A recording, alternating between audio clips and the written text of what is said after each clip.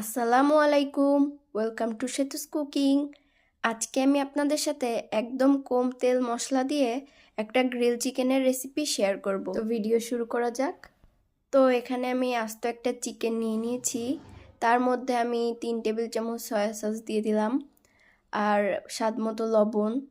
এবার আমি 1 চামচ মতো জিরা গুঁড়া আর 1.5 টেবিল চামচ মতো গ্রিল চিকেন সিজলিং মশলাটা দিয়ে দিলাম।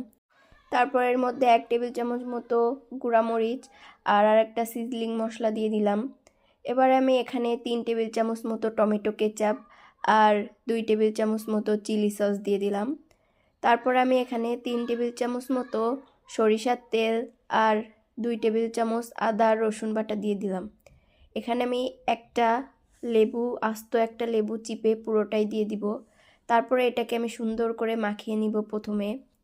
তারপরে একদম লাস্টের মধ্যে আমি 1 টেবিল চামচ মতো গোলমরিচ আর 3 টেবিল চামচ মতো টক দই দিয়ে দিব।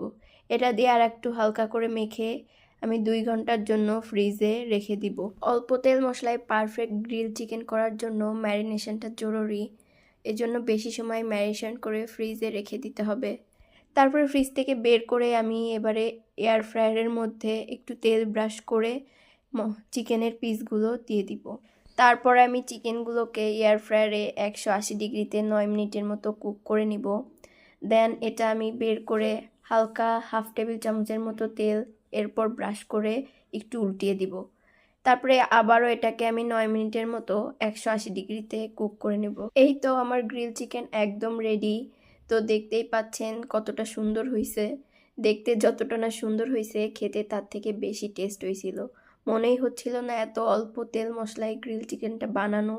তো আপনারাও বাসায় এইভাবে ট্রাই করতে পারেন। তো ভিডিওটা কেমন লাগলো অবশ্যই জানাবেন, চ্যানেলটাকে সাবস্ক্রাইব করবেন। ধন্যবাদ।